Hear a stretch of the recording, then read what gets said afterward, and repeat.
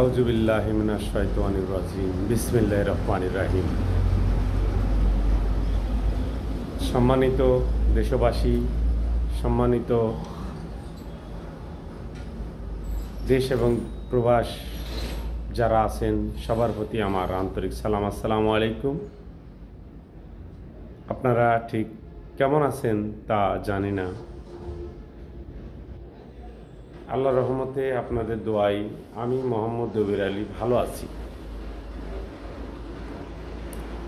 আজকে বেশ কিছু গুরুত্বপূর্ণ কিছু আলোচনা করব আপনাদের সাথে। যদি আমার কথাবার্তায় কোন রকম ভুল ত্রুটি হয় অবশ্যই ক্ষমা দৃষ্টিতে দেখবেন। একটা মানুষ সবার কাছে ভালো হয় না, কেউ কম ভালোবাসে, কেউ বেশি ভালোবাসে।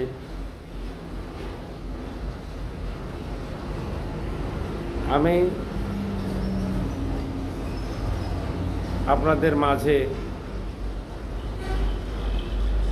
যতদিন ধরে আপনাদের সাথে আমি ফেসবুক আইডিতে পরিচিত হয়েছি, অনেক সময় হয়তো কোনো কথাবার্তায় ভুল ত্রুটি হতে পারে, কষ্ট আপনারা পেতে পারেন। তার জন্য আমি ক্ষমা চাচ্ছি এবং আমার জন্য কেউ যদি উপকারিত হয়ে থাকেন অবশ্যই আপনারা আমার ভালোবাসেন, আমি জানি। এখন কথা হচ্ছে, আমি আপনি আমরা সবাই ভাই বন্ধুরা যেভাবে চলাফেরা করি একটু যদি আমরা বুঝি তাহলে আমার মনে হয় আমাদের ভিতরে কোনো দ্বিধাদ্বন্দ্ব থাকতে পারে না। সদ্য বড় ভাইরা যারা আছেন, আপনাদের কাছে বিনীত অনুরোধ, আপনারা কারুর কথা শুনে আরেকজনকে আঘাত করবেন না। অবশ্যই আপনাকে নিজের কানে শুনতে হবে। মানুষের কথা শুনে আপনারা বিভিন্ন জায়গায় বিভিন্ন রকম এক একজনের নামে এক এক রকম বাজে মন্তব্য, খারাপ মন্তব্য, অসামাজিক কথাবার্তা বলছেন।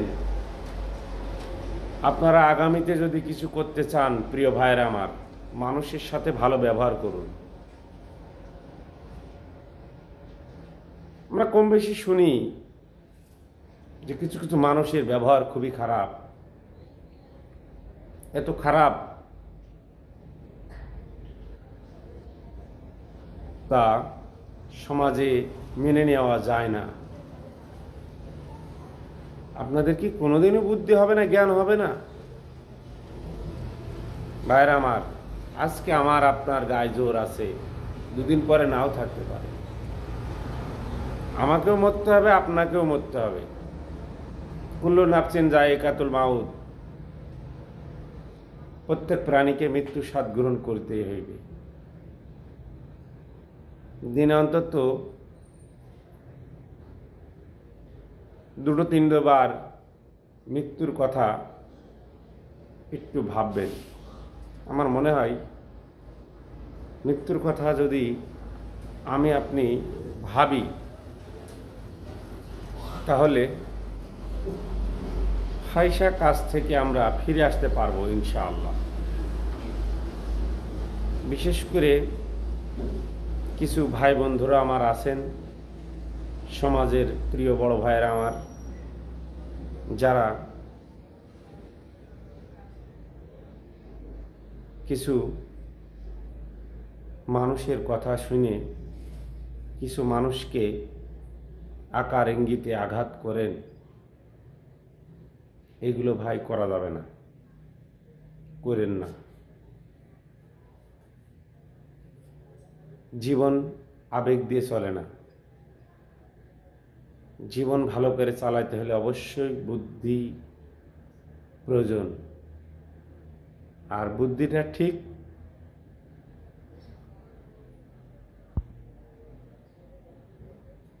জায়গা মতোই লাগাতে হবে, তাহলে মানুষ বুঝবে যে না, হ্যাঁ ইনি একজন ভালো মানুষ।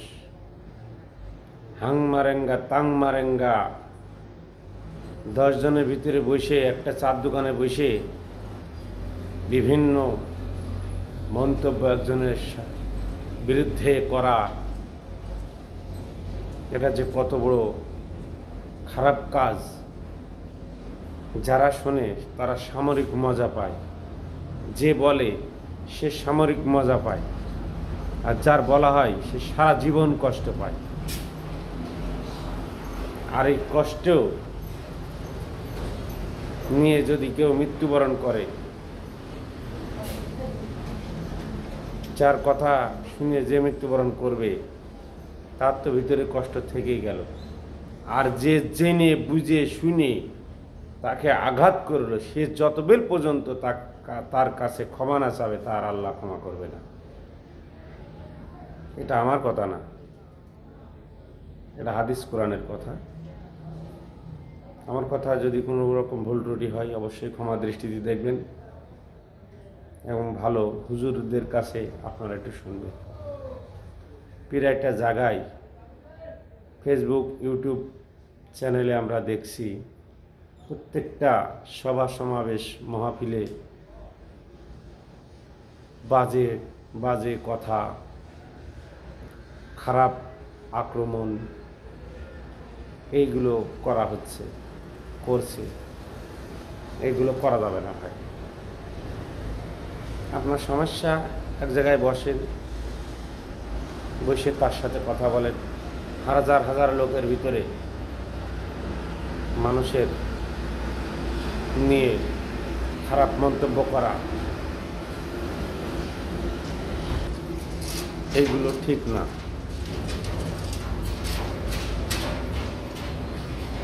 আমিও জানি, আপনিও জানছেন যে আমরা কি করছি, কি করেছি।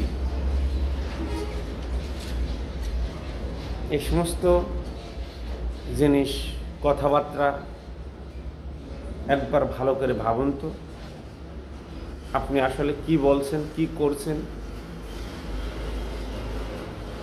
এসেছিলেন কি নিয়ে আর যাবেন কি নিয়ে, একবার একটু ভাবেন তো। সব আপনার অটল সম্পত্তি, জমি জায়গা যাই আছে সব কিছু কিন্তু পড়ে থাকবে। আমার আপনার যখন মৃত্যু হবে, খুব দ্রুত গতিতে দাফন করার জন্য ব্যস্ত হয়ে পড়বে। এরা আমার আপনার না জানার কোনো কথা নয়। তাই বারবার একটু মৃত্যুর কথা ভাববেন, দেখবেন সব মনটা নরম হয়ে যাবে।